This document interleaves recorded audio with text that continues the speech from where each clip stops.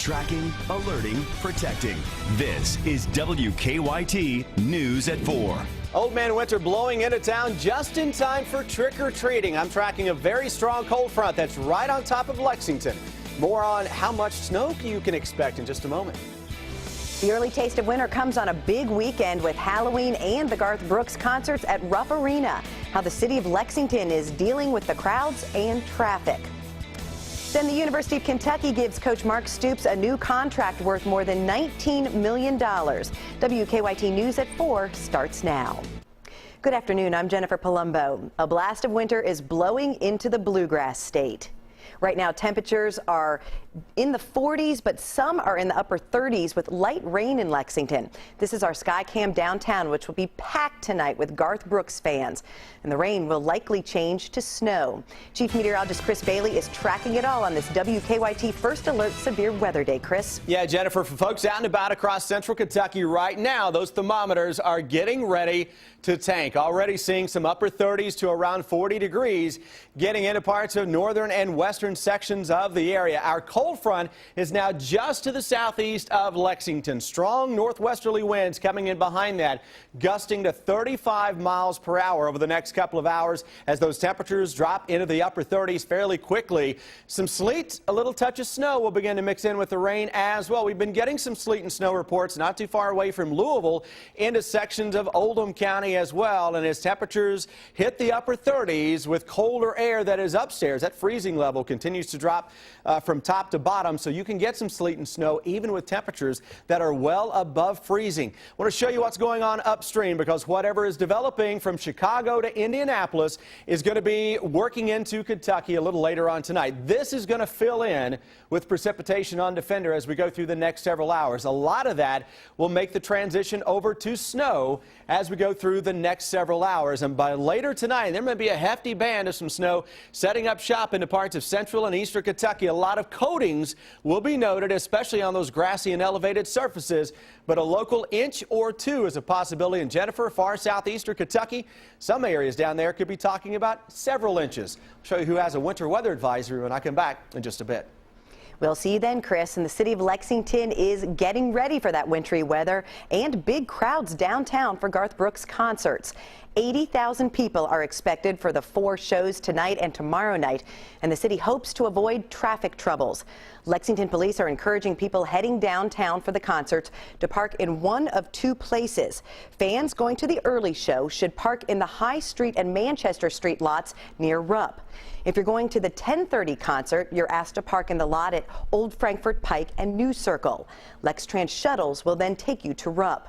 Garth Brooks is holding a news conference this afternoon. Hear from the country music superstar coming up on WKYT News at 5. Lexington police had to deal with a different traffic tie-up this morning. A crash shut down part of a busy road.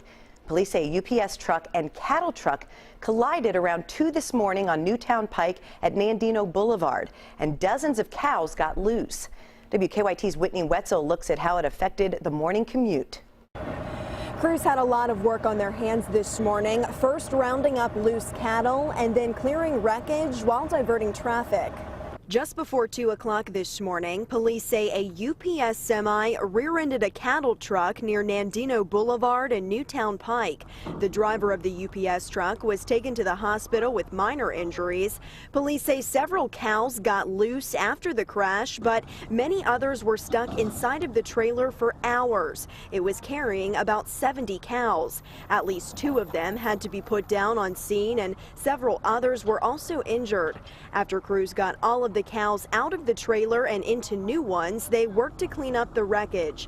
Officers reopened the outbound lanes of Newtown Pike around 7, but kept the inbound lanes closed until 10. The closure created a traffic nightmare in many areas. Police also say rain mixed with the oil on the road made it slippery and even more difficult to clean up.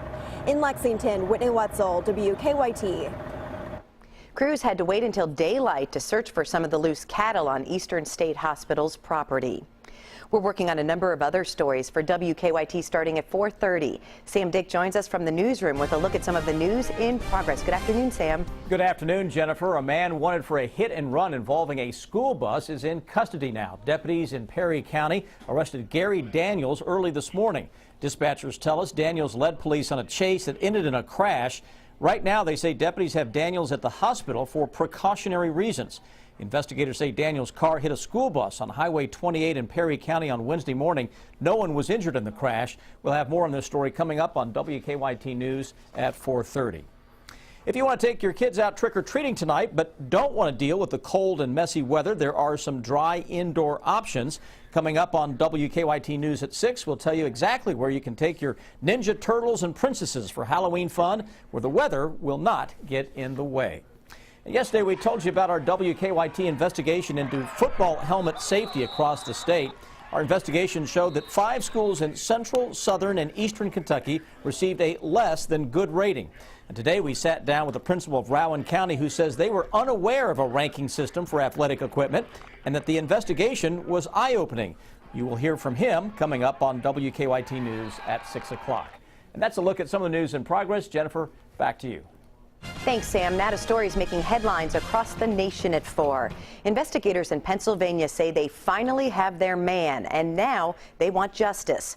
A crowd of spectators booed and taunted accused cop killer Eric Freen as he was hauled into the courthouse in Milford, Pennsylvania. Wendy Gillette is there with the latest. Police ambush suspect Eric Freen got ambushed himself by jeers outside the courthouse.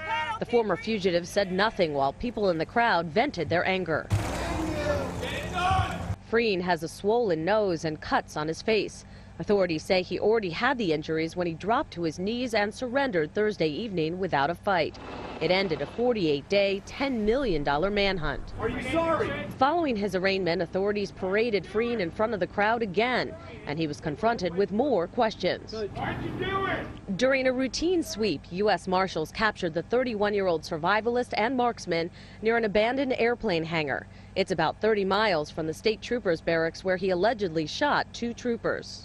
Freen did not enter a plea during his brief court appearance. The county prosecutor says he'll push for the death penalty. The state has not had an execution in 16 years. Authorities took Freen into custody using the handcuffs and patrol car of the trooper killed in the attack. I've characterized his actions in the past as pure evil, and I would stand by that. Pike County resident John LeClaire says he's no longer looking over his shoulder. He's off to face his justice, I guess. Put my gun back in my gun cabinet, too, can't I? Investigators will not reveal what Freen has told them so far. Wendy Gillette for CBS News, Milford, Pennsylvania. Freen is being held without bail. His next court appearance is November 12th. The governor of Maine now plans to exercise the full extent of his authority to protect the public after a nurse defied the state's Ebola quarantine rules.